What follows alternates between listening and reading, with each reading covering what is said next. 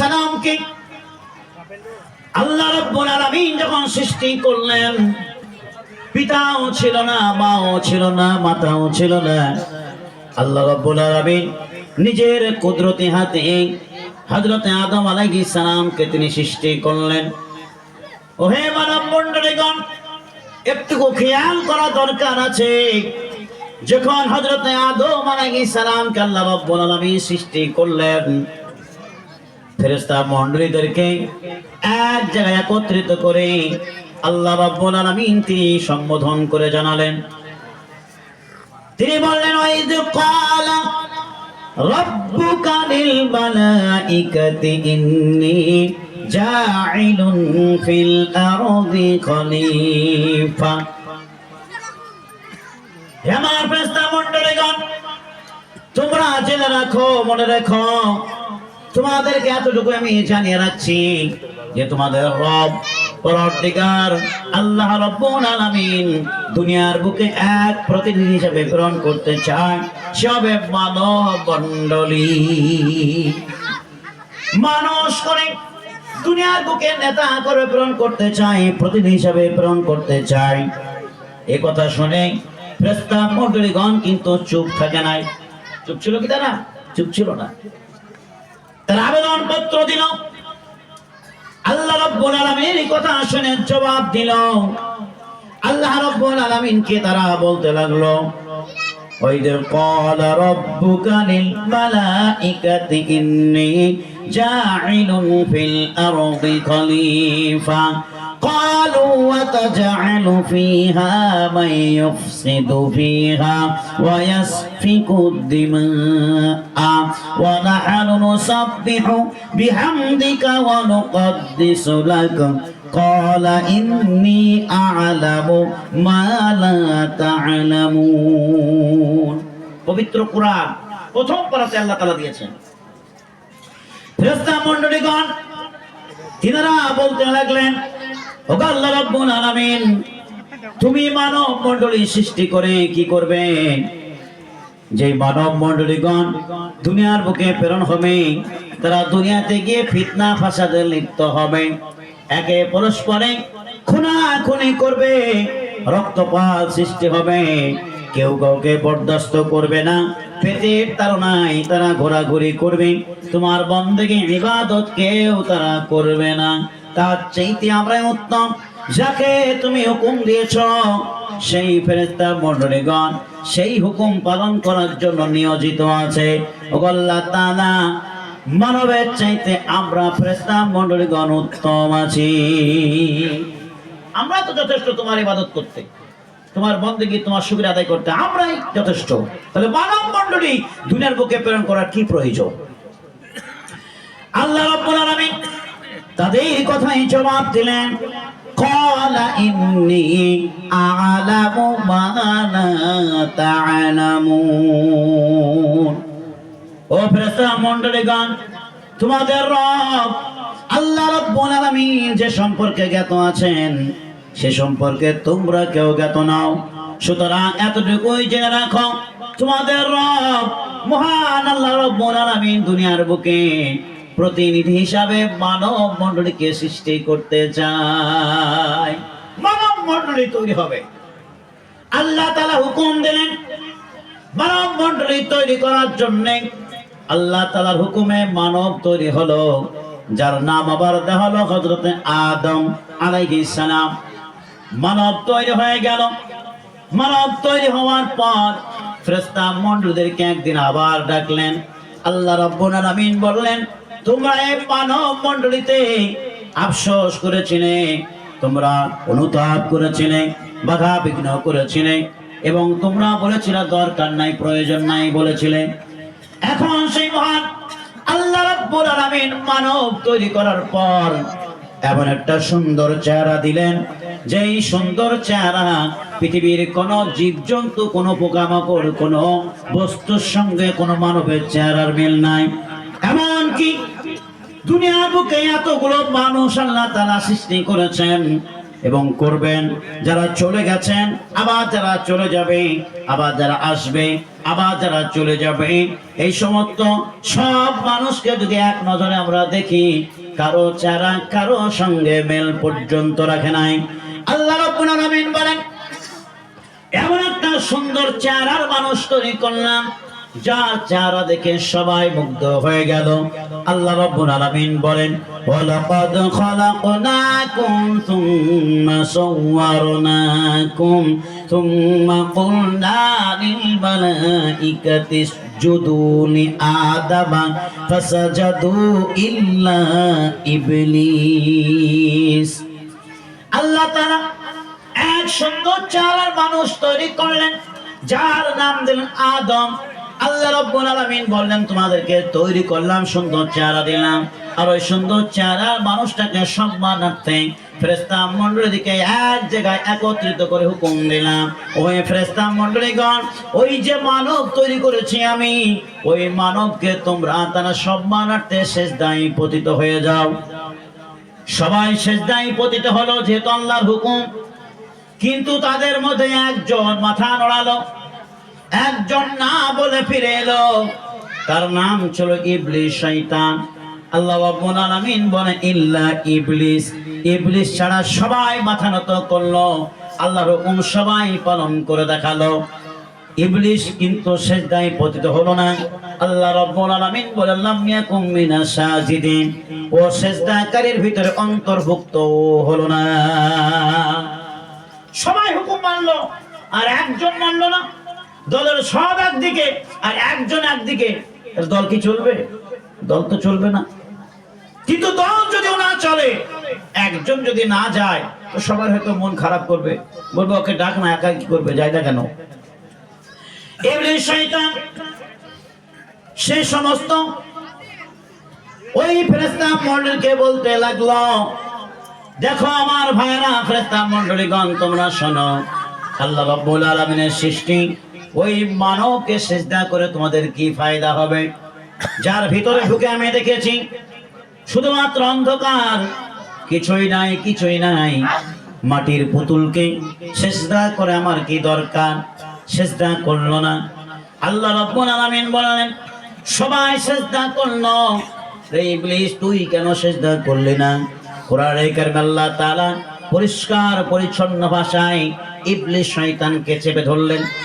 ক্বালা মা মানাকা আল্লা তাসজুদা ইদ আমারতু ক্বালা আনা খায়রুম মিনহু খলাকতানি মিন নারিন ওয়া খলাকতাহু মিন তিন। বাচ্চাদের কাছে কত বলেন তো? আল্লাহ রাব্বুল আলামিন বলেন, ক্বালা মা মানাকা আল্লা তাসজুদা ইদ আমারতু, আমি যখন হুকুম দিলাম সবাই সিজদা করলো, তুই কেন সিজদা করলে না? কোন জিনিসটা তোরে বাধা দিল? কে তোকে নিষেধ করলো? তুই বল। ইবলিস শয়তান মনে মনে ভাবে, সে জানে যে আমাকে কেউ ধোঁকা দেয় নাই, কেউ আমাকে বাধা বিঘ্ন করে, নিষেধ করে নাই। কিন্তু একটা জিনিস আমার ব্রেনে বারবার ধাক্কা মারছে, আমার ব্রেনকে খুঁটে খুঁটে খাচ্ছে, সেটা হলো কি?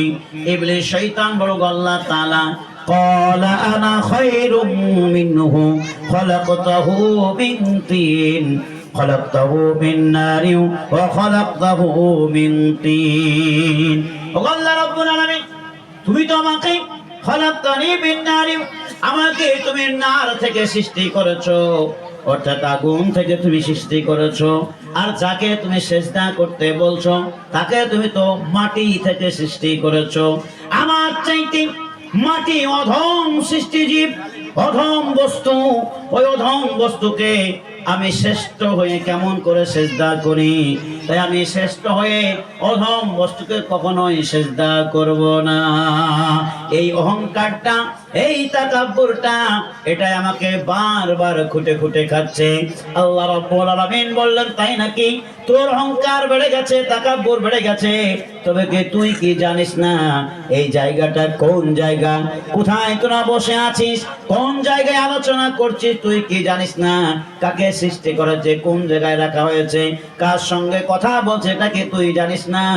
ইবলিস শয়তান সব জানে, জেনে কিন্তু ওই অহংকারটা দেখায়।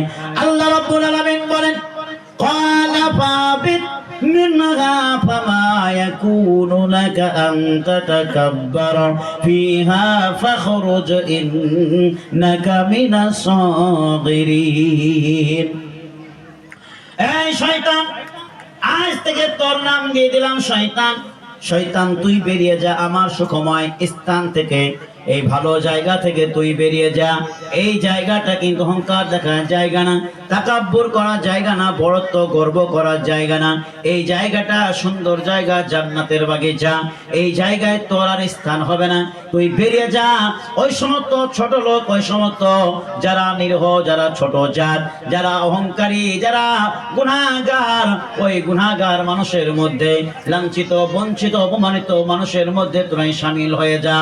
এরা ওই সমস্ত মানুষদের ভিতরে শামিল হও যারা পথভ্রষ্টতায় থাকে, ওই পথভ্রষ্ট মানুষের ভিতরে তুই অন্তর্ভুক্ত হয়ে যা। ইবলিস শয়তান দেখলো আর তো আমার জায়গা হবে না, এতদিন পর্যন্ত ছিলাম সুখে শান্তি ছিলাম, এবার তো আমাকে বেরিয়ে যেতে হবে। তো বেরিয়ে যাওয়ার কারণ কি? কার জন্য আমি বেরোলাম?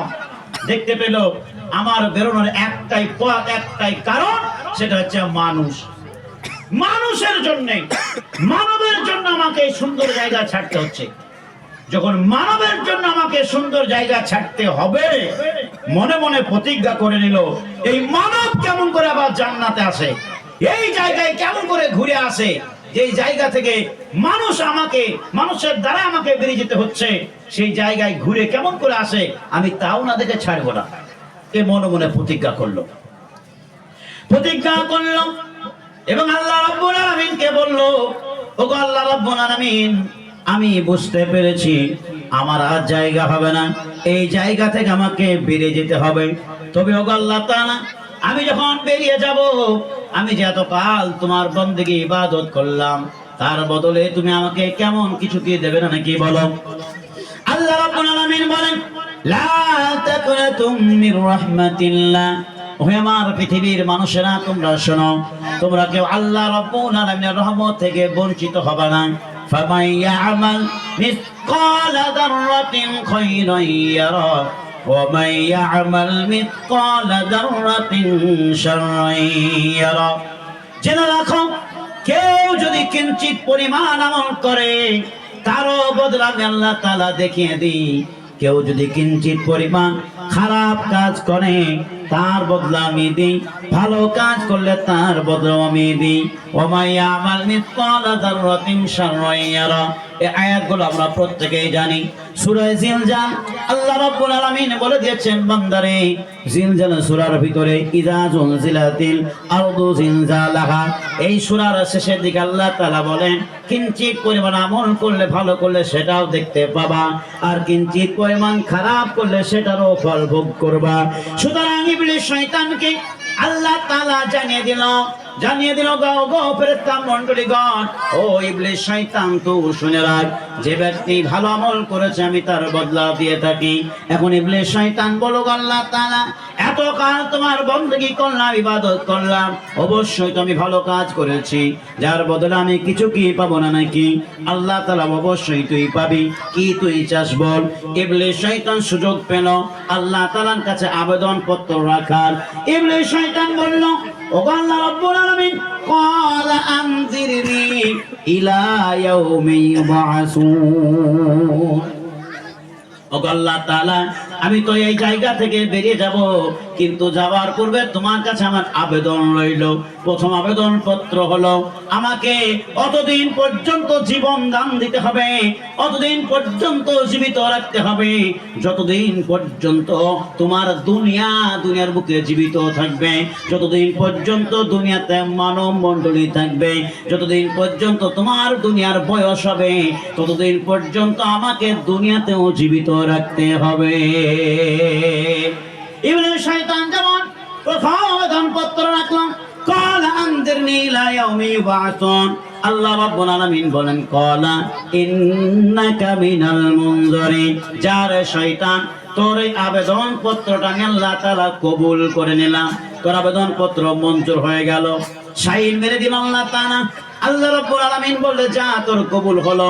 ইবলিস শয়তান এবার দেখলো আমার প্রথম আবেদন পত্র যখন কবুল হয়ে গেছে, আমরা পৃথিবীর বুকের মুসলমান, আমরা পশ্চিম বাংলার মানুষ, আমাদের যখন আধার কার্ড নিয়ে মারামারি ছিল, আধার কার্ড যখন তৈরি হয়ে গেল, বুকে একটা সাহস এলো, আমার আধার কার্ড হয়ে গেছে, অন্যান্য কার্ড হতে আর বাধা নাই। কি গো, বাধা ছিল? মেন কার্ড তো হয়ে গেছে, এটা আমাদের একটা আশা ছিল। মেন কার্ড হয়ে গেছে, তাহলে voter card, PAN card, ration card আর আপনার অন্যান্য কোন কার্ড যদি তৈরি করেন, ড্রাইভার লাইসেন্স কার্ড, সব কার্ড কিন্তু একে একে আপনার হয়ে যাবে। এই বাচ্চাগুলোকে এখান থেকে হটিয়ে দিতে হবে। অথবা এইদিকে এসো, এইদিকে এসো, এখানে এসো, এখানে এসো।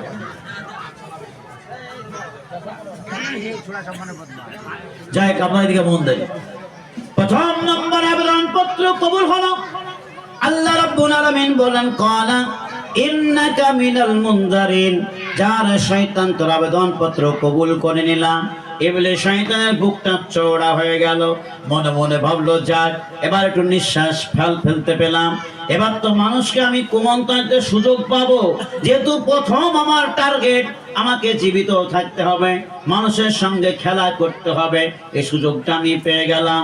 আল্লাহ রাব্বুল আলামিনকে ইবলিস শয়তান বলল, আল্লাহ তাআলা এবার আমার 2 নম্বর টার্গেট, 2 নম্বর আবেদন পত্র হলো, যে মানুষের জন্য আমি সুন্দর পৃথিবী ছাড়লাম, সুন্দর আপনার ভবন ছাড়লাম, সুন্দর জায়গা জান্নাত ছাড়লাম, আপনার আশ্রয়স্থল ছাড়লাম, এই জায়গায় ওই মানুষ কেমন করেছে তা নাও দেখে আমি ছাড়ছি না।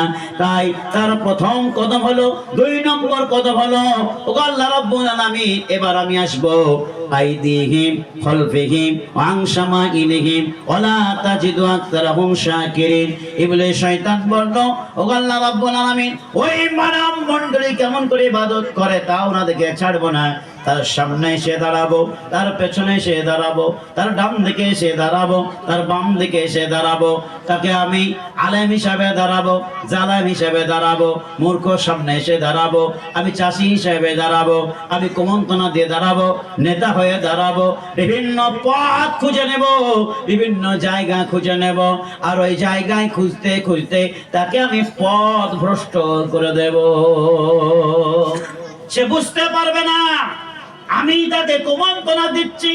স্বামী স্ত্রীর ভিতরে ঝগড়া লাগাবো, ভাইয়ে ভাইয়ে বিবাদ লাগাবো, জমি জায়গা নিয়ে মাথা ফাটাফাটি করাবো, খুনাখুনি করাবো, মারা যাবে খুন হয়ে, নাম কিন্তু বলবে খুন হয়ে মারা গেছে। আমার ইবলিস শয়তানের নাম কেউ নেবে না।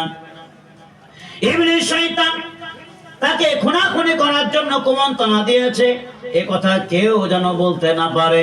আল্লাহ রাব্বুল আলামিন বললেন, যা তুই যা খুশি তাই করে নে, লা আমলানা জাহান্নামা মিনকুম আজমাইন। তবে যাওয়ার পূর্বে একটা কথা শুনে রাখ, যারা আমার ইবাদত বندگی করবে তাকে কখনোই তুই পথভ্রষ্ট করতে পারবে না। যারা নামাজ পড়বে আমাকে ভয় করে তাকে কোনোদিন নামাজচ্যুত করতে পারবে না, বেনামাজি করতে পারবে না। যারা যাকাত প্রদান করবে, আমাকে ভয় করে দান করবে, তাকে কোনোদিন তুই বেদানকারী কৃপণ বানাতে পারবে না। যারা হজে যাবে, টাকা পয়সা যাদেরকে দিয়েছি, তারা যদি বলে আল্লাহ রসুলের কথা মানব, রসুল অনুসরণকারী হব, আল্লাহকে ভালোবেসে, আল্লাহকে ভয় করে, আল্লাহর রাস্তায় টাকা খরচ করে হজে যাব, তুই তাকে কখনোই বাধা দিতে পারবে না। যারা আমার ইবাদত করবে, বন্দেগী করবে, তাকে তুই কোনোদিন বাধা দিতে পারবে না। যারা মাদ্রাসায় পড়বে, আল্লাহকে ভয় করে পড়তে যাবে, শিক্ষায় শিক্ষিত হবে, কোরআন তেলাওয়াত করবে, কোরআনের কথা মানুষকে বোঝাবে, তাদেরকে তুই পথভ্রষ্ট করতে পারবে না।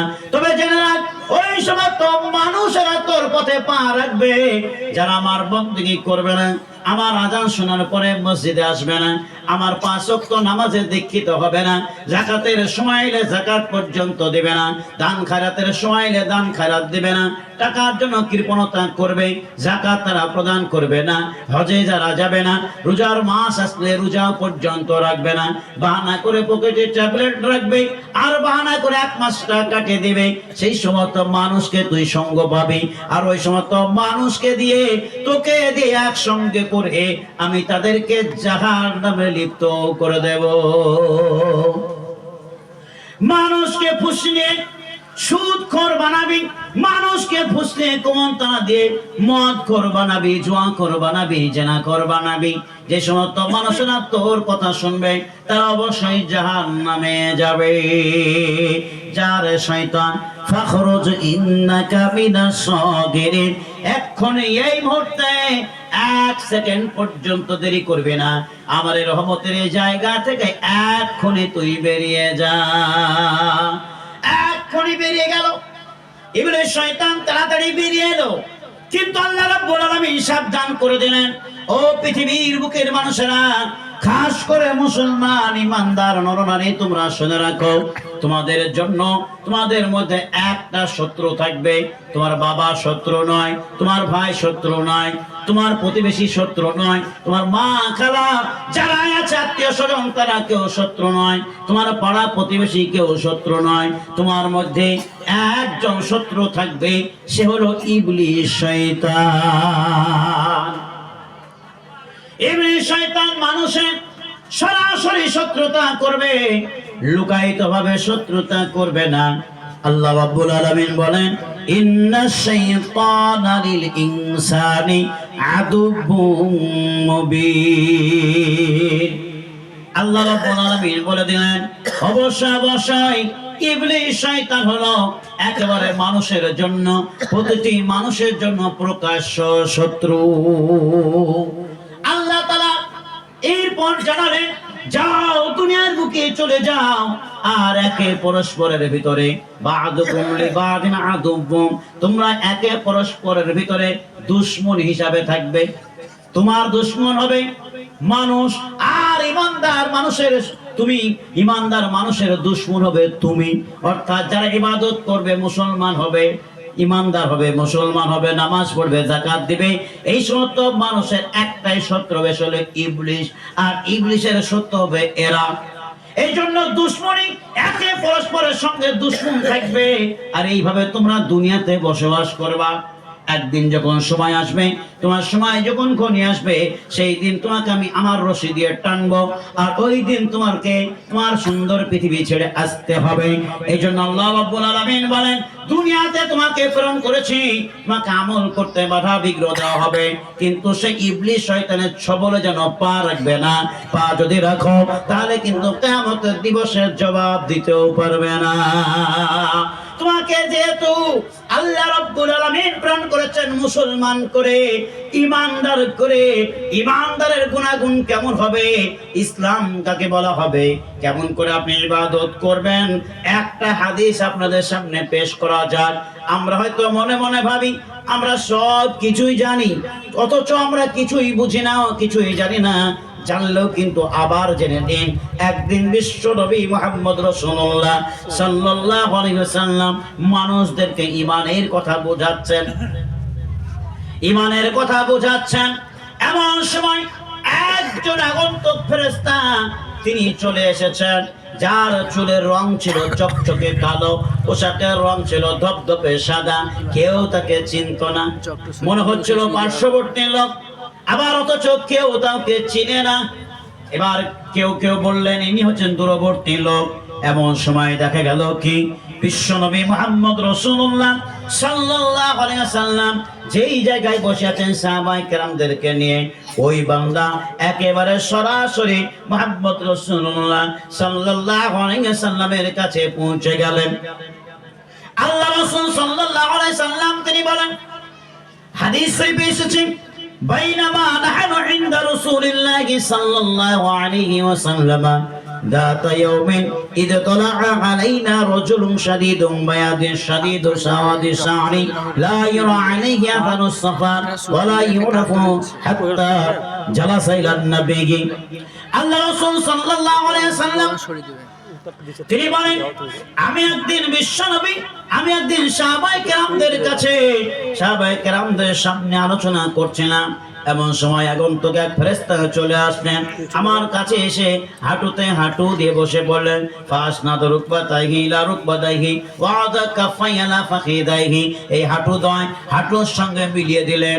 যেমন করে নামাজ আমরা পড়ি, নামাজ পড়ার মতো ঢং করে যেমন আমরা বসি, ওই নামাজের মতোই তিনি বসেছেন।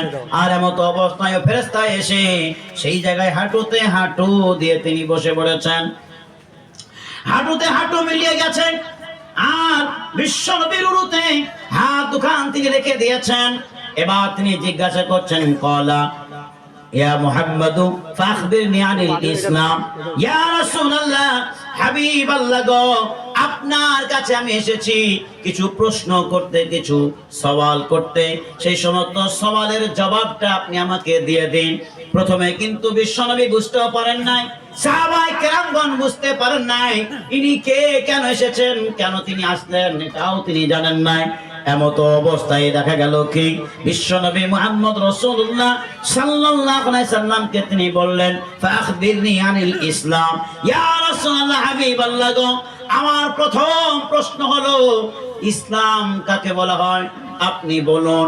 এই সমস্ত সাহাবায়ে কেরামগণ সবাই জানে ইসলাম কাকে বলা হয়, সব সাহাবা জানে। আমরা এই জায়গায় এখন বর্তমান বসে আছি, আমরা এখানে কেউ হিন্দু নাই, সবাই তো মুসলমান। আমাদেরকে যদি জিজ্ঞাসা করা হয় ইসলাম কাকে বলা হয়, আমরাও বলতে পারবো ইসলাম কি, নাম কি করলে ইসলাম বলা যায়, এটা আমরা সবাই বুঝি। সব বুঝার পরে সাহাবায়ে কেরামগণ তিনারাও জানেন, কিন্তু চুপ করে আছেন। তিনারা মনে মনে ভাবছেন কি ব্যাপার, এই লোকটাকে ইসলাম সম্পর্কে জানে না। যখন জিজ্ঞাসা করা হলো, আল্লাহ রাসূল বললেন, আল ইসলামু আন তাশহাদা আল্লা ইলাহা ইল্লাল্লাহু ওয়া আন্না মুহাম্মাদার রাসূলুল্লাহ। প্রথম কথা হলো আপনি আল্লাহ রাব্বুল আলামিনকে মেনে নেবেন, লা ইলাহা ইল্লাল্লাহ, আল্লাহ ছাড়া কেউ নাই, এই কথাটা প্রকৃতপক্ষে ভালো করে বিশ্বাস করে নিন। আর মুহাম্মদ রাসূলুল্লাহ সাল্লাল্লাহু আলাইহি ওয়াসাল্লাম আল্লাহর প্রেরিত রাসূল ও বান্দা বলে বিশ্বাস করুন। এটাকে স্বীকার করতে হবে। এর নাম হলো মুসলমান। তুকিমাস সালাতা, আল্লাহর প্রতি বিশ্বাস স্থাপন করা, আল্লাহকে এক মেনে নেওয়া, রাসূলকে রাসূল বলে মেনে নেওয়া, নবীকে বিশ্বাস করা। এই দুটো কাজ করার পরে আপনার যেটা দুনিয়ার বুকে প্রথম কাজ হলো মুসলমান হওয়ার পরে, কালিমা বিশ্বাস করার পরে, আল্লাহকে বিশ্বাস করার পরে, নবীকে নবী বলে স্বীকার করার পরে যেটা প্রথম কাজ আপনার হবে তার নাম হলো তুকিমাস সালাত। কোন ছাড় নাই, নামাজ কায়েম করা আপনার জন্য প্রথম টার্গেট হলো। আপনি যে মুসলমান তার কি পরিচয় আপনি দেবেন? লা ইলাহা ইল্লাল্লাহ পড়েই বিদায়, মুহাম্মদ রাসূলুল্লাহ পড়লেই ছাড়, আর কিচ্ছু নাই। এজন্য আল্লাহ রাসূল সাল্লাল্লাহু আলাইহি সাল্লাম বললেন, এই দুটো কথা অন্তরে জাগানোর পরে, গেঁথে নেওয়ার পরে, যেটা জীবনকাল সারা জীবন ধরে আপনাকে করতে হবে, সেটা হলো তুকিমাস সালাত, নামাজ কায়েম করতে হবে। নামাজ ছাড়া আপনি কিয়ামতের দিবসে এক পাও আপনি চলতে পারবেন না, এক পা পার হতে পারবেন না। এজন্য আল্লাহ রাসূল সাল্লাল্লাহু আলাইহি সাল্লাম বলেছেন, কিয়ামতের দিবসে 5টি প্রশ্ন করা হবে, যার মধ্যে প্রথম টার্গেট থাকবে, হে মুসলিম, হে আমার বান্দা, আমার গোলাম, তোমাকে দুনিয়ার বুকে প্রেরণ করেছিলাম মুসলমান করে, ইমানদার করে। বলো জীবনের মধ্যে কয়বার তুমি আমার কাছে হাজিরি দিয়েছো, কয়বার এসেছো নামাজ পড়তে, কত ওয়াক্ত নামাজ পড়েছো? দিবারাত্রি তো 5 ওয়াক্ত আজান শুনেছো, কয়বার এসেছো? সেই দিন আপনি কি জবাব দেবেন? এই প্রশ্নের জবাব যতক্ষণ আল্লাহ তাআলা না পাবেন ততক্ষণ পর্যন্ত ছাড়বেন না। আমরা কেউ পার পাবো না। এই জন্য আল্লাহ রাসূল বললেন, দুইটি কথা অন্তরে জাগানোর পরে, গেঁথে নেওয়ার পরে, যেটা প্রথম কাজ তোমার জন্য টার্গেট দেওয়া হলো, তার নাম হলো তুকিমাস সালাহ। নামাজ কেন কায়েম করি না? যদি আমরা নামাজ কায়েম না করি, তাহলে একটা হাদিস কান পরিষ্কার করে শুনে রাখি। আল্লাহ রাসূল সাল্লাল্লাহু আলাইহি সাল্লাম তিনি বলেন, মান হাফিযা আলাইহা কানাত লাহু নূরান ওয়া বুরহানান ওয়া নাজাতান ইয়াউমাল কিয়ামাহ। প্রথম নম্বর হলো, যে ব্যক্তি নামাজ কায়েম করবে, কিয়ামতের দিবসে তার জন্য রুকুগুলো, সিজদাগুলো, অন্যান্য জিনিসগুলো, তাসবিহ তেলাওয়াতগুলো, কেরাতগুলো নূরে পরিবর্তন হবে, আলোতে পরিবর্তন হবে। ওই আলোগুলো নেকি পরিবর্তন হয়ে নেকিগুলো আপনাকে বলবে, ও সৌভাগ্যবান ব্যক্তি, আপনি দুনিয়ার বুকে মুসলমান হয়ে কমপক্ষে নামাজটা আপনি কায়েম করেছিলেন। আপনি নামাজ কায়েম করেছিলেন, তাই আপনাকে স্বাগতম জানাচ্ছি। ওই যে জান্নাত দেখতে পাচ্ছেন, আপনাকে জান্নাতে নিয়ে যাওয়ার জন্য আমরা অপেক্ষা করছি। চলুন চলুন, আনন্দের সাথে, আপনাকে খুশির সাথে, খুব সৌভাগ্যের সাথে আপনাকে হাত ধরে সুন্দর করে আপনার সুখময় জায়গা জান্নাতে প্রবেশ করিয়ে দেবে। যেহেতু আপনি নামাজি, তা নামাজ পড়ার গুণ আছে, আছে কি না বলুন? আছে। পক্ষান্তরে চিরকাল আপনি খেলেন, আল্লাহর দেওয়া মাল আপনি ভোগ করলেন, কান দিয়েছে আল্লাহ আজান শুনলেন, হাত দিয়েছে আল্লাহ তাআলা হাত ব্যবহার করলেন, পা দুটো আল্লাহ তাআলা দিয়েছেন পায়ে চললেন, কিন্তু মসজিদ মুখ আপনি চললেন না। হাত দুটো আপনি কিবলা মুখ কোনোদিন রাখলেন না। হাতটা আপনি রাখবেন, কপালটা আল্লাহ তাআলা দিয়েছেন সিজদায় পতিত হওয়ার জন্য, মাথাটা আল্লাহ তাআলা দিয়েছেন আত্মসমর্পণ করার জন্য, আল্লাহ তাআলার রাহে মাথাটা ঝুঁকিয়ে দেওয়ার জন্য। আপনাকে মুসলমান বানিয়েছেন। আপনি যে মুসলমান, যার অর্থ আত্মসমর্পণকারী। আপনি কবে আত্মসমর্পণ করলেন? কবে আপনি আল্লাহর কাছে ধরা দিলেন? কবে আপনি মাথা নত করলেন? এই জন্য আল্লাহ তাআলা বলেন, পেশানি দিয়েছিলাম তোমাকে মাথা নত করার জন্যে, হাত দিয়েছিলাম কিবলামুখী করার জন্যে, পা দুটো দিয়েছিলাম সৎ পথে চলার জন্যে। মসজিদে যখন আমরা দাঁড়াই, নামাজে যখন আমরা দাঁড়াই, পা দুটো পেছন দিকে করি না, সামনের দিকে আমরা রাখি। আল্লাহ রাব্বুল আলামিন বলেন, এই হাতের একদিন তোমার বিচার নেব, পায়ে তোমার বিচার নেব, তোমার কপালের বিচার নেব, তোমার সিজদার বিচার নেব। ওই মাথা চুল ধরে যারা নামাজ পড়ো না, যারা বেনামাজি, চিরকাল ঘুরে বেরিয়েছ, কান পাওয়ার পর, হাত পাওয়ার পর, পা পাওয়ার পর একদিন সিজদা করো নাই, আমি আল্লাহ তাআলা জাহান্নামের ফেরেশতাদেরকে ডাক দিয়ে বলবো, জাহান্নামের ফেরেশতারা, এই বান্দা জীবনে কোনোদিন নামাজ কায়েম করে নাই। ওই যে সামনে চুল দেখতে পাচ্ছ, ওই চুলের গোড়ায় তাকে ধরো, খুজুহু ফাআতিলহু ইলা সাওয়াইল জাহিম। আর ওই বেনামাজিদেরকে, বেশুকরিয়া আদায়কারীদেরকে, যারা জীবনে আমার শুকরিয়া আদায় করে নাই, আমার নিয়ামত ভক্ষণ করে আমাকে একবার আমার নামে আলহামদুলিল্লাহ পড়ে নাই, ওই মানুষের চুলটাকে ধরো, আর চুল ধরে টানতে টানতে নিয়ে যাও। আসামিদেরকে করা হয় কি? কোমরে জিনজির বাঁধে, রশি বাঁধে, দড়ি বেঁধে নিয়ে যায়। আল্লাহ রাব্বুল আলামিন তাও ব্যবস্থা করবেন, আপনার কোমরে জিনজিরি বাঁধবেন, 70 হাত জিনজিরি ওই বেনামাজি বেআমলকারীর মানে কোমরে বেঁধে দিয়ে টানতে টানতে আপনাকে নিয়ে যাবে, চুলের মুঠিতে ধরে আপনাকে জাহান্নামের দিকে নিয়ে যাবে। এই জন্য আল্লাহ রাসূল সাল্লাল্লাহু আলাইহি সাল্লাম তিনি বলেন, ওয়া মান লাম ইউহাফিজ আলাইহা লাম ইয়াকুন লাহু লা নূরান ওয়ালা বুরহানান ওয়ালা নাজাতা ইয়াউমাল কিয়ামা। যে ব্যক্তি নামাজের রক্ষণাবেক্ষণ করবে না, নামাজ কায়েম করবে না, নামাজের ধারে কাছে আসবে না, আল্লাহ রাসূল বলেন কিয়ামতের দিবসে এমন ভাবে দাঁড়িয়ে থাকবে, ওই জাহান্নামের ফেরেশতারা এসে বলবে ওর হতে ভাগা, ওরে হতে ভাগা, তোকে যে নামাজ পড়ার জন্য আদেশ দেওয়া হয়েছিল, তোর জন্য জান্নাত ছিল, তুই জান্নাত হাসিল করতে পারলি না, জাহান্নাম থেকে মুক্তি তুই পেলি না, ওর হতে ভাগা, এক ওয়াক্ত নামাজ কায়েম করো নাই, চলো চলো তোমার জন্য জাহান্নাম অপেক্ষা করছে। চিরকালের গুনাহগুলো অন্ধকার হয়ে চতুর্পাকে ঘুরবে, আর অন্ধকারটা আপনাকে, ওই বেনামাজিকে, বেআমলকারীকে অপছন্দ করবে, পছন্দ পর্যন্ত করবে না, ঘৃণা করবে, আর ঘৃণার সাথে বলবে হতভাগা, চল চল জাহান্নামের দিকে এগিয়ে চল। ওই জাহান্নামে যখন এগিয়ে যাবে, আল্লাহ রাব্বুল আলামিনের নবী বলেন জাহান্নামে যখন প্রবেশ করবে, তাদের সঙ্গে মুলাকাত হবে ফেরাউনের, তাদের সঙ্গে মুলাকাত হবে আবু সুফিয়ান, উবাই বিন খল, আবু জেহেল, আবু লাহাব, বড় বড় কাফের যারা ছিল, ওই কাফেরদের সঙ্গে বেনামাজিদের বা বেআমলকারীদের দেখা হয়ে যাবে।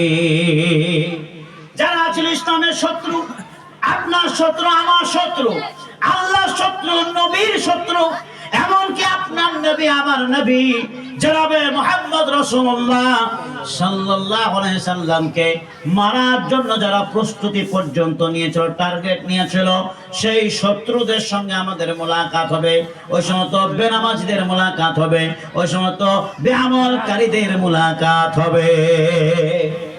উবাই বিন খলদ কেমন বান্দা ছিল, আবু জেহেল কেমন ছিল, আবু লাহাব কেমন ছিল, উতবা সাইবা কেমন ছিল, আবু সুফিয়ান কেমন ছিল, আমাদের জানতে কারো বাকি নাই।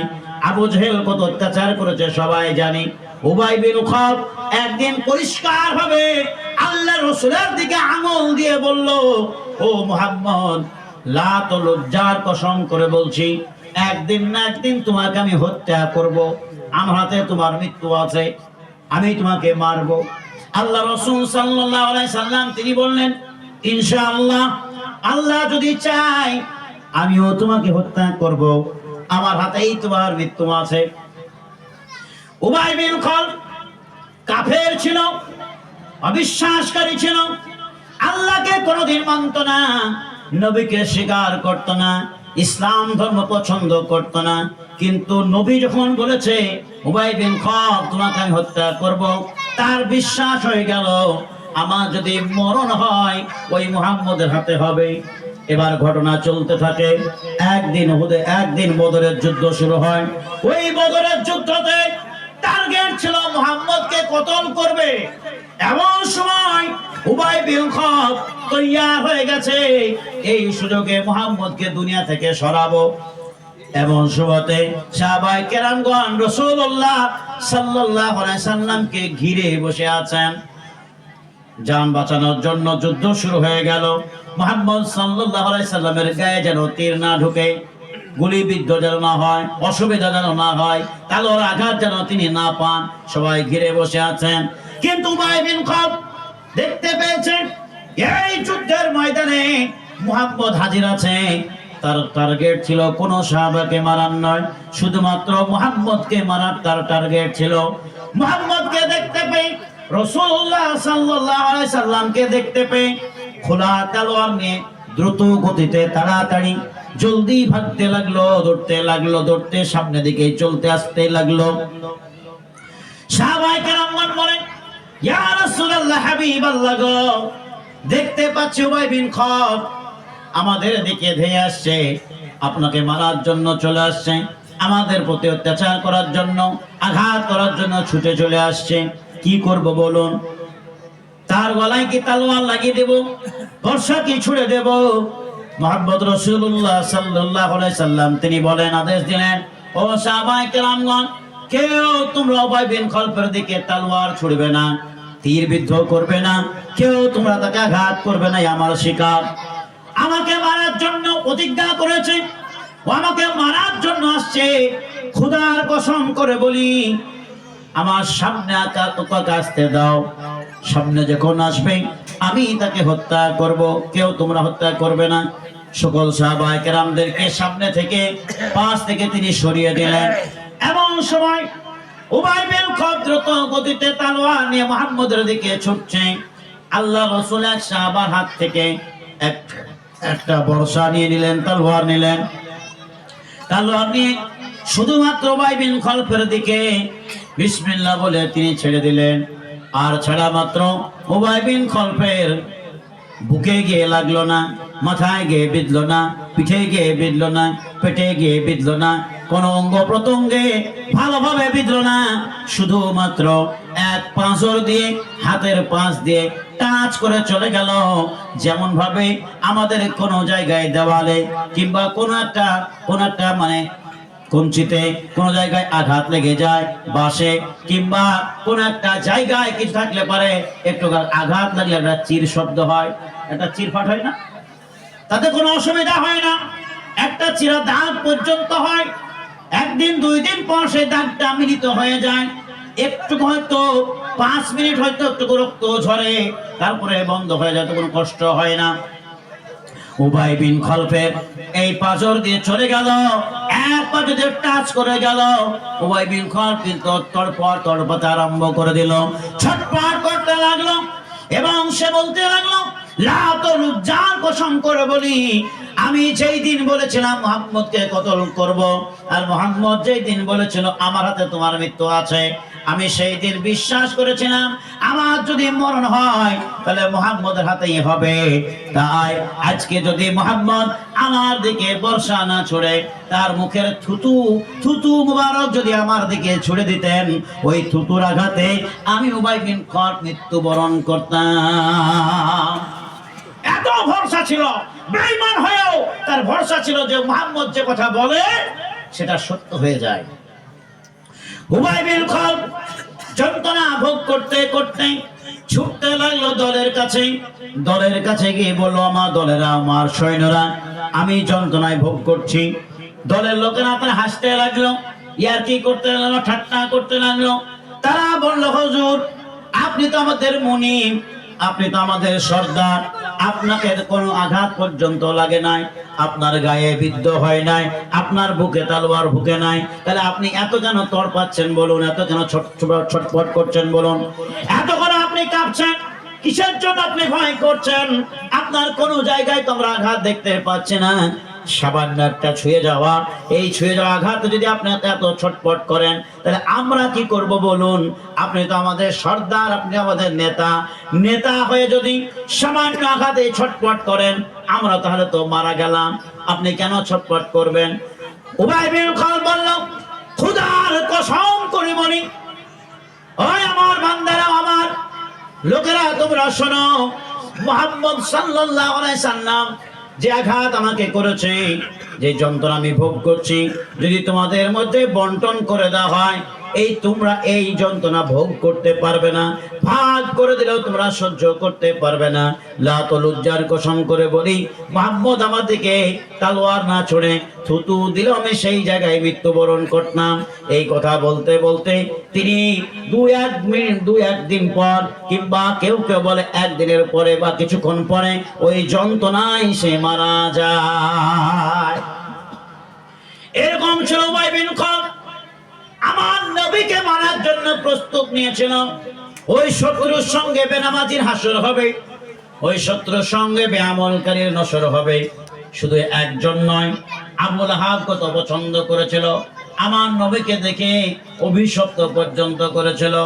আমার নবী, আপনার নবী মুহাম্মদ রাসূলুল্লাহ সাল্লাল্লাহু আলাইহি সাল্লাম যখন নবী হয়ে এলেন, আল্লাহ তাআলা বললেন তোমাকে নবী করা হলো, এই নবীর দায়িত্ব তুমি পূরণ করো। একদিন আল্লাহ রাব্বুল আলামিন বললেন, ইয়া আইয়ুহাল মুযাম্মিল কুমিল লাইলা ইল্লা কলিলা। আমার নবী, বিশ্ব নবী মুহাম্মদ রাসূলুল্লাহ সাল্লাল্লাহু আলাইহি সাল্লাম তিনি একদিন রাত্রে বেলায় চাদর গায়ে দিয়ে শুয়ে আছেন। আল্লাহ তাআলা ডাক দিলেন, নবী গো, আর ঘুমিয়ে থাকলে চলবে না, আপনাকে নবী করেছি, নবীর দায়িত্ব পূরণ করুন। উঠুন, কোরআন তেলাওয়াত করুন, মানুষদেরকে পবিত্রতার কথা বোঝান, মানুষদেরকে ইমানের দাওয়াত দিন, মানুষদেরকে ভালো কথা বলুন, জাহান্নাম থেকে বাঁচার রাস্তা বলুন, জান্নাতে প্রবেশ করার কথা বলুন। যান, আপনি দাওয়াত দিন। আল্লাহ নবী বললেন কেমন করে দাওয়াত দিব, কাকে দাওয়াত দিব, কিভাবে দাওয়াত দিব, কি আমার কথা শুনবে? আল্লাহ রাব্বুল আলামিন বললেন যাও, তুমি তোমার যারা নিকটবর্তী লোক আছে, আত্মীয় স্বজন আছে, ওই আত্মীয় স্বজনের কাছে প্রথমে যাও আর দিনের দাওয়াতটা তাদের কাছে পৌঁছে দাও। আল্লাহ তাআলা বললেন ওয়ানদির আশিরাতাকাল আকরাবিন, যাও তোমার নিকটবর্তী লোকদের কাছে ইমানের দাওয়াত পৌঁছে দাও। নবী করলেন কি একদিন সকাল বেলায় সাফা পাহাড়ে তিনি চলে গেলেন, আর সকালে তিনি ডাক দিলেন ইয়া সাব্বাহাহু, এই সকালের লোকেরা, মৃদু বাতাসের লোকেরা, ভালো সময়ের ঘুমের লোকেরা, ঘুম থেকে জাগ্রত হও, উঠে পড়ো, সাফা পাহাড়ে তোমরা চলে এসো। সবাই দেখলো কে ডাকে, মুহাম্মদের কণ্ঠ লাগে, চলো চলো। সবাই ঘুম থেকে জাগ্রত হলো, এমন টাইমের ডাক, সাত সকালের ডাক, ভালো ঘুমের সময় তারা জাগ্রত হয়ে গেল, চলে এলো সাফা পাহাড়ে। আল্লাহ রসুল বলেন ও লোকেরা, তোমরা কি আমাকে বিশ্বাস করো? কেউ কেউ বলল হ্যাঁ, আপনাকে কখনো আমরা মিথ্যা বলতে শিখি নাই, দেখি নাই বা শুনে নাই। আপনি তো আমিন, আপনি তো সত্যবাদী, আপনি সত্য মানুষ, আপনার কাছে মিথ্যার কোনো আশ্রয় নাই। আপনার মতো চরিত্রবান মানুষ আমরা দেখি নাই, অবশ্য আপনার কথা বিশ্বাস করি। আবার কেউ কেবল আপনাকে আমরা পছন্দ করি, এভাবে চলে। আল্লাহ রসুল বললেন দেখো, তোমরা আমার কাছে এসেছো, আমি তোমাদেরকে ডাক দিয়েছি আল্লাহর হুকুমে। আল্লাহ তার আদেশ আছে, তোমরা যদি কিয়ামতের দিবসে কল্যাণ পেতে চাও, ভালাই যদি পেতে চাও, তোমাদেরকে ইমানের দাওয়াত দিচ্ছি, লা ইলাহা ইল্লাল্লাহর দাওয়াত দিচ্ছি, এক আল্লাহকে মেনে নাও, মুহাম্মদ আমি, আমাকে নবী বলে স্বীকার করে নাও, আর শুনে রাখো নামাজ কায়েম করো, আর তোমরা আল্লাহ রাব্বুল আলামিনের ইবাদত বন্দেগী করো, কিয়ামতের দিবসে তোমরা পার পেয়ে যাবে। এক আল্লাহকে মানো, সব মূর্তি পূজা তোমরা বাদ দাও। যেমন এই কথা বলা, সেই সময় তার এক চাচা ছিল, আত্মীয় স্বজনের ভিতরে একজন ছিল, আরো ছিল, কিন্তু একজন এগিয়ে গেল, যার নাম হলো আবুল আহাব। কত বড় শত্রু ছিল আবুল আহাব। বলল ওরে বেটা, এই জন্য আমাদের ঘুমটা তুমি ভাঙিয়েছো। বেশ, তো আমরা সকালবেলায় ঘুমিয়েছিলাম, কেমন সুন্দর ঘুমের টাইম, ফজরের টাইমে যখন মুয়াজ্জিন ডাক দেয় আসসালাতু খায়রুম মিনান নাওম, ও মানুষেরা তোমরা শোনো, এখন তোমাদের ঘুমের চাইতে নামাজটা হলো উত্তম, নামাজ হলো ঘুম থেকে উত্তম। সারা রাত্রি ঘুমিয়েছ, এশার নামাজ পড়েছো কিনা জানি না, এশার নামাজ পড়ে তোমরা ঘুমিয়ে পড়েছো। এতক্ষণ ঘুমানোর পরে আল্লাহ তাআলা তোমাদেরকে মৃত্যুর ন্যায় ফেলে রেখেছিল। আমরা ঘুমিয়েছিলাম, মৃত্যুর ন্যায় ছিলাম, কেউ জানতাম না, কেউ জানেও না কেমন করে রাত্রি চলে গেল, কোন অবস্থায় আমাদের রাত্রি গুজরালাম, কেমন করে আমাদের বালিশে মাথা ছিল, কেমন করে আমরা শুয়েছিলাম, কেউ আমরা বুঝতে পারি নাই। সকালবেলায় উঠছি, ঘুম থেকে উঠছি, আল্লাহ রাব্বুল আলামিন বললেন তোমাকে এতক্ষণ পর্যন্ত মৃত্যু অবস্থায় রেখেছিলাম, ঘুমিয়ে রেখেছিলাম, আমি আল্লাহ তাআলা আবার তোমাকে জাগ্রত করলাম। যে আল্লাহ তাআলা তোমাকে জাগ্রত করেছে, রাত্রের ঘুমটা ভোগ করার পর আল্লাহ তাআলা বললেন আসসালাতু খায়রুম মিনান নাওম, ওরে বান্দা আর ঘুমানো চলবে না, অনেকক্ষণ তোমাকে সময় দিয়েছিলাম, আমার নিয়ামত তুমি ভক্ষণ করেছো। যে আল্লাহ তাআলা তোমাকে এত সুন্দর নিয়ামত দিয়েছিল, ওই আল্লাহ রাব্বুল আলামিন এবার ডাক দিচ্ছে, ওই ঘুমের চাইতে এখন নামাজ পড়া তোমার জন্য উত্তম কাজ। তুমি উঠো উঠো, এবার আল্লাহর কাজ করো। যে আল্লাহ তাআলা তোমাকে ঘুমানোর সুযোগ দিয়েছে, এবার আল্লাহ তাআলা আবার তোমাকে সুযোগ দিচ্ছে তার ইবাদত করা, এবার আল্লাহর কাজ করো। কিন্তু মানুষ ঘুমিয়ে থাকলো। আরে মানুষ, কেন আমরা ঘুমিয়ে থাকি?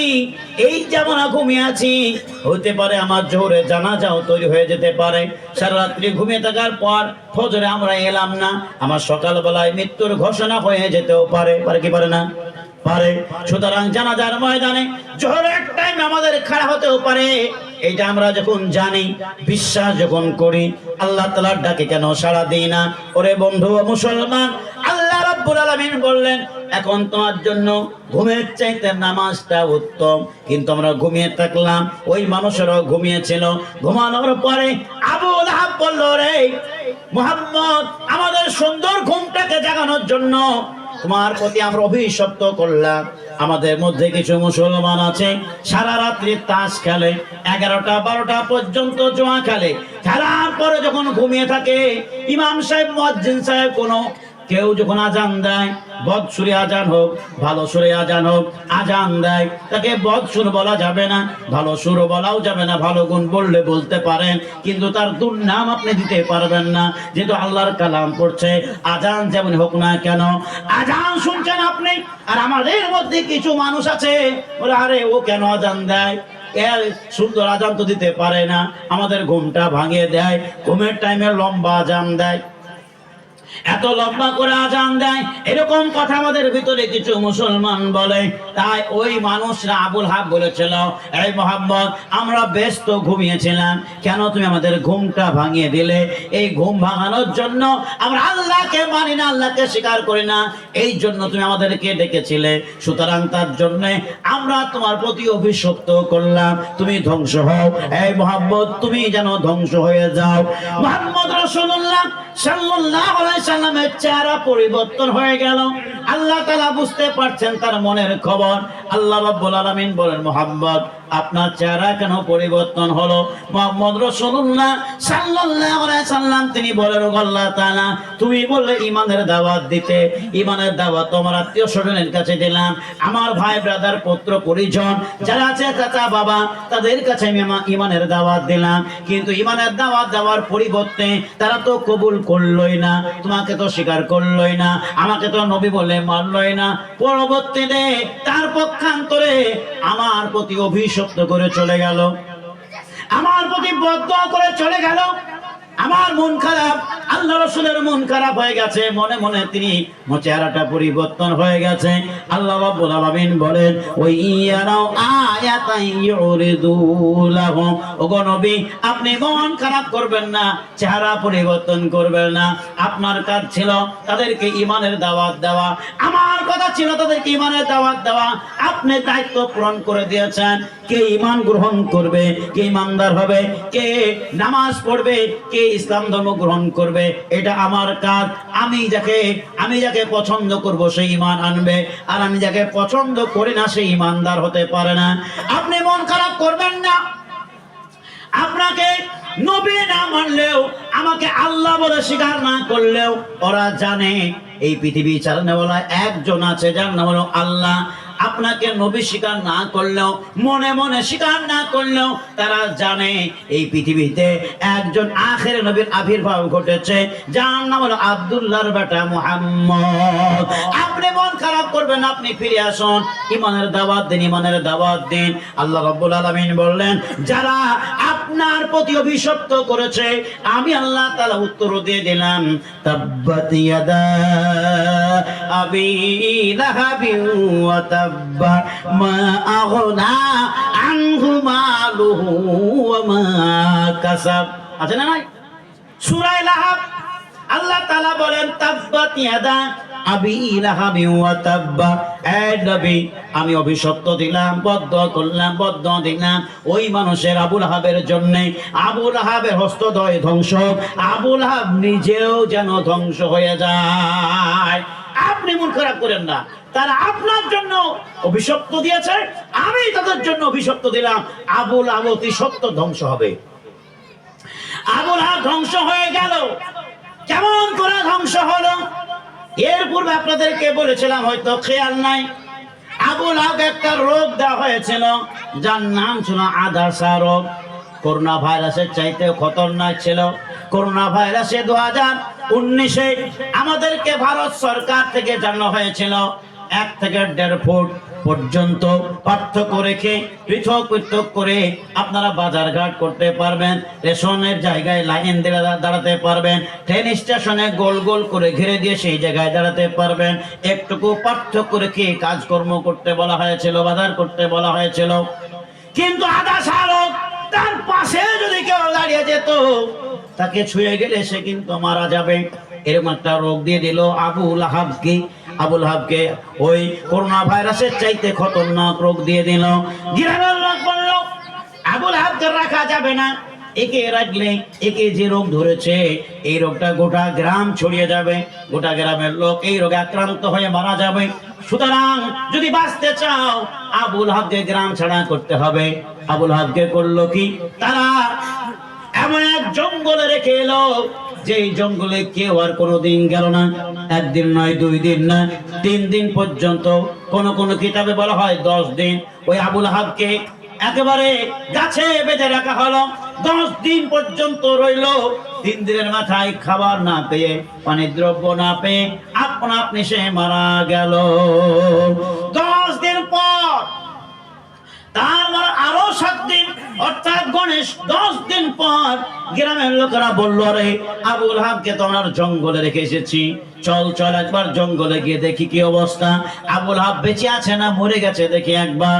তাফসীরে মারিফুল কোরআনে লিখছে 10 দিন পর যখন গ্রামের লোকেরা গেল, দেখতে পেল আবুল আহাবের পেট ফুলে গেছে, পিঠ ফুলে গেছে, দেহ থেকে গন্ধ ছড়াচ্ছে, বলে তো মারা গেছে।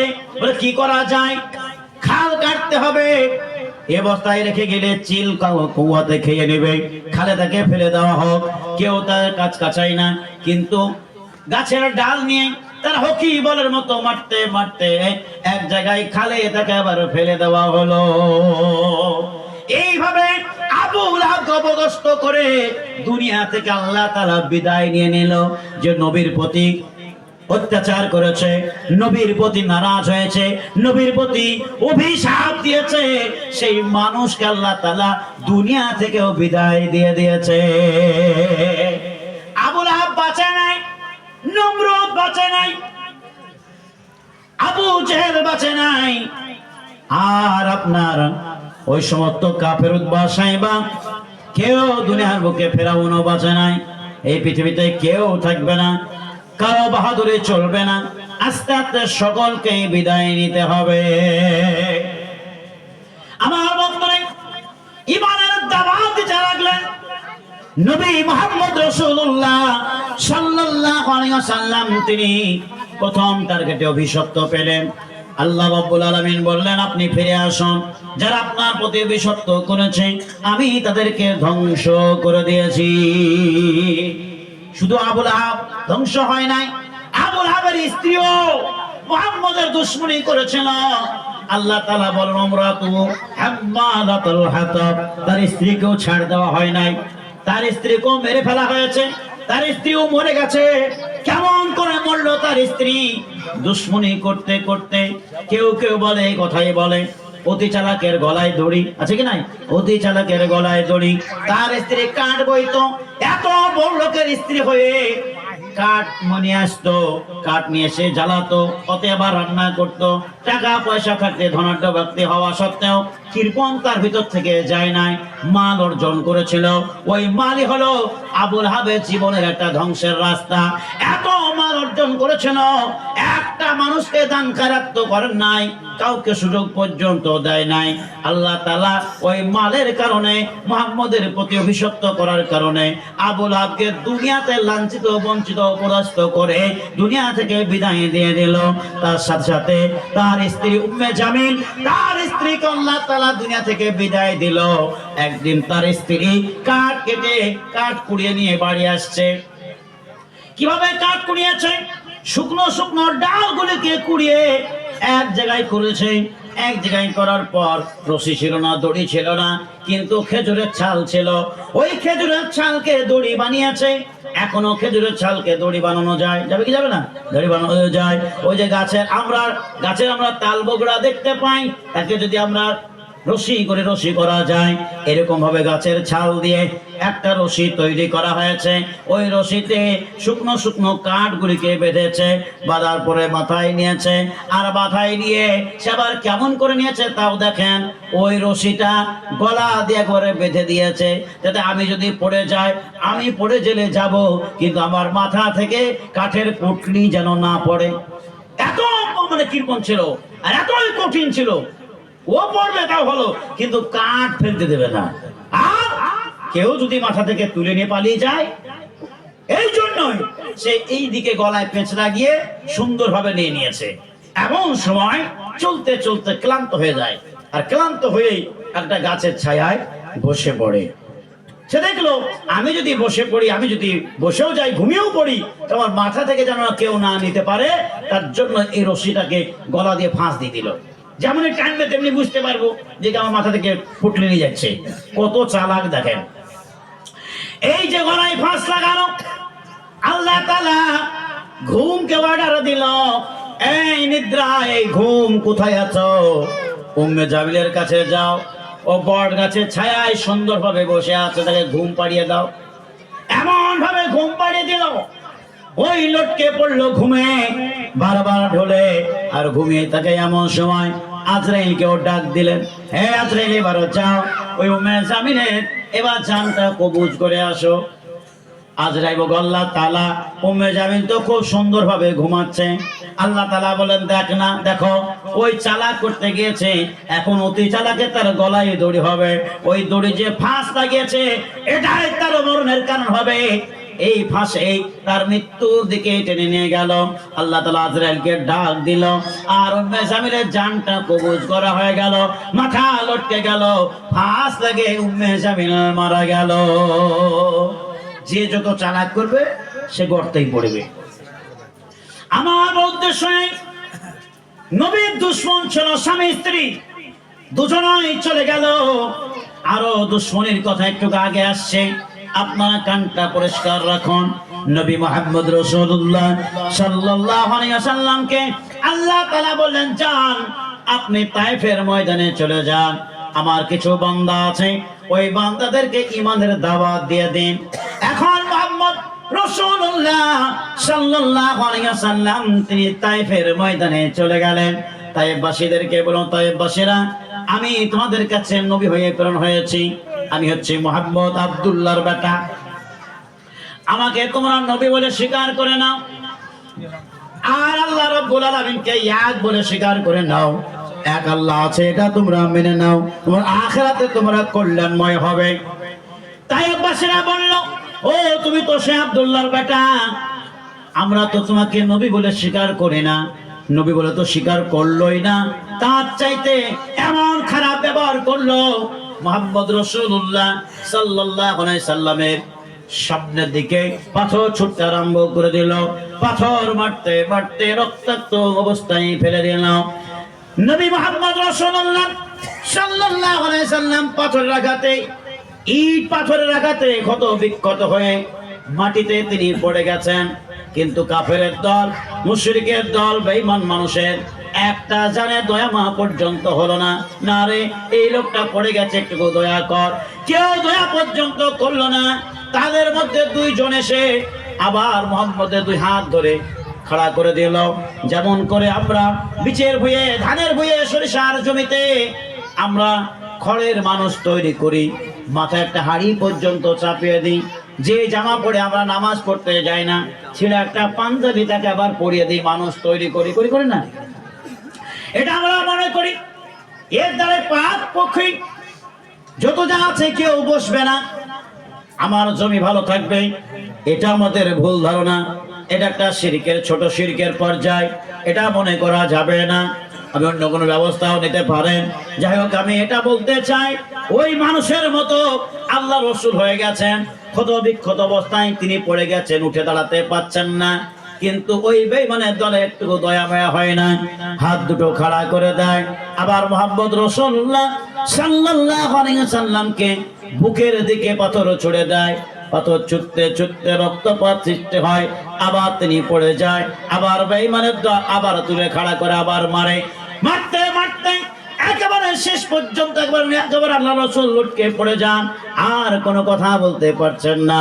তার সঙ্গে ছিলেন একজন সাহাবা, তার নাম হলো যায়েদ। ওই গোলাম যায়েদ বিন আরকাম, ওই যায়েদ বলল, ইয়া রাসূলুল্লাহ, হাবিবাল্লাহ গো, আপনি কেন সহ্য করছেন, কেন আপনি বরদাস্ত করছেন?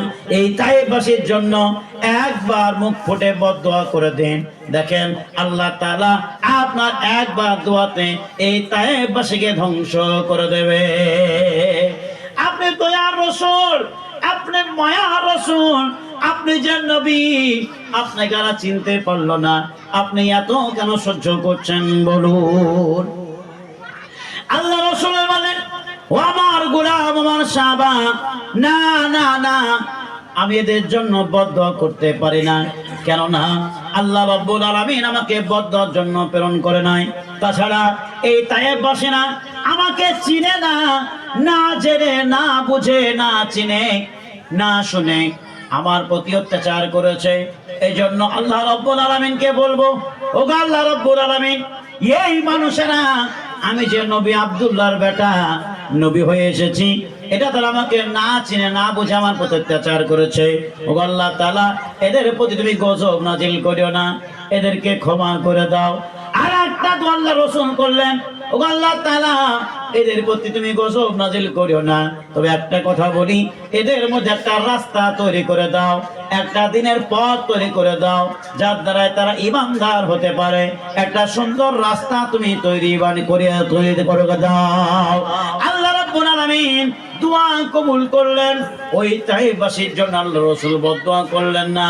আল্লাহ রাব্বুল আলামিন তিনি বলেছেন কোরআনে কারীমে, ওয়া মা আরসালনাকা ইল্লা রাহমাতাল লিল আলামিন।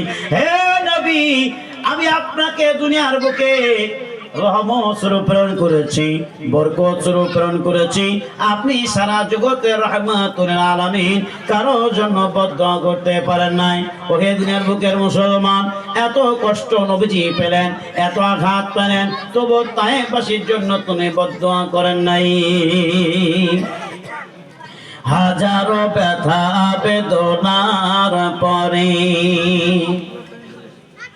ফিরে আসনি তুমি আপন ঘরে,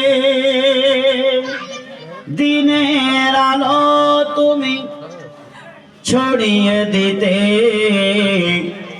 চলে গেলে মদিনায় মক্কা ছেড়ে। হে রাসূল, তোমাকে ভুলি আমি কেমন করে, হে রাসূল, তোমাকে ভুলি আমি কেমন করে। হাজারো ব্যথা বেদনার পরে ফিরে আসনি তুমি আপন ঘরে, দিনের আলো তুমি ছড়িয়ে দিতে, চলে গেলে মদিনায় মক্কা ছেড়ে। হে রাসূল, তোমাকে ভুলি আমি কেমন করে, হে রাসূল, তোমাকে ভুলি আমি কেমন করে। খেয়ে না খেয়ে দিন প্রচারের কাজে নিজেকে দিয়েছ বিলিয়ে, তায়েফের কাফেরেরা চিনল না এ আলো, দুষ্টু ছেলেদের পিছু দিল নেলিয়ে। খেয়ে না খেয়ে দিন প্রচারের কাজে নিজেকে দিয়েছ বিলিয়ে, তায়েফের কাফেরেরা চিনল না এ আলো, দুষ্টু ছেলেদের পিছু দিল লেলিয়ে। পাথরের আঘাতে ক্ষত বিক্ষত হয়ে সারা শরীর থেকে রক্ত ঝরে। হে রাসূল, তোমাকে বলি আমি কেমন করে, হে রাসূল, তোমাকে ভুলি আমি কেমন করে। হাজারো ব্যথা বেদনার পরে ফিরে আসনি তুমি আপন ঘরে, দিনের আলো তুমি ছড়িয়ে দিতে, চলে গেলে মদিনায় মক্কা ছেড়ে। হে রাসূল, তোমাকে বলি আমি কেমন করে, হে রাসূল, তোমাকে ভুলি আমি কেমন করে। হীরা গুহায় তোমারই ধ্যান, আসমান থেকে নামে আল কোরআন। হীরা গুহায় তোমারই ধ্যান, আসমান থেকে নামে আল কোরআন। ভাঙলো সবার ভুল তোমারই পরে, আসল সবাই কোরআনের ছায়া তনে। ওমর আলী আবু বকর ইসলামী ঝান্ডা নিল যে তুলে। আলামিন তুমি ছিলে যে সদা সকল মানুষের তরে। হে রাসূল তোমাকে ভুলি আমি কেমন করে। হাজারো ব্যথা বেদনার পরে ফিরে আসনি তুমি আপন ঘরে। দিনের আলো তুমি ছড়িয়ে দিতে চলে গেলে মদিনায় মক্কা ছেড়ে। হে রাসূল তোমাকে ভুলি আমি কেমন করে। হে রাসূল তোমাকে ভুলি আমি কেমন করে। আমার নবী দয়ার নবী বিশ্ব নবী মুহাম্মদ রাসূলুল্লাহ সাল্লাল্লাহু আলাইহি ওয়াসাল্লাম তায়েফের ময়দানে আঘাতপ্রাপ্ত হলেন। তায়েফ থেকে তিনি ফিরে এলেন ঈমানের দাওয়াত দিতে দিতে এমন পর্যায়ে তিনি পৌঁছে গেলেন নবীর কথা বলতে গিয়ে তিনি কত অপদস্থ পর্যন্ত হলেন। একদিন তিনি নামাজ পড়ছেন, এমন সময় কাফেরের দল তারা গন্ধ নারী বুড়ি মুহাম্মদ রাসূলুল্লাহ সাল্লাল্লাহু আলাইহি সাল্লামের পিঠের উপরে চাপিয়ে দিয়েছে। যেমন তিনি সিজদায় পড়ে আছেন সেই সময় নারী বুড়ি চাপিয়ে দিয়েছেন যাতে মুহাম্মদ আর গর্দান উঠাতে না পারেন। এই নারী বুড়ির চাপেই যেন মারা যায়। একজন সাহাবা বাড়িতে রওনা দিল দৌড়তে দৌড়তে মা ফাতিমার কাছে গিয়ে বলতে লাগলো, মা ফাতিমা, ও ফাতিমা, তোমার পিতা আব্বাজান মুহাম্মদ রাসূলুল্লাহ নামাজ পড়ছেন, এমন সময় বেঈমানের দলেরা তোমার আব্বাজানের ঘাড়ে গর্দানে নাড়ি ভুড়ি গন্ধা নাড়ি ভুড়ি চাপিয়ে দিয়েছে, যাও দৌড়ে গিয়ে চলে যাও।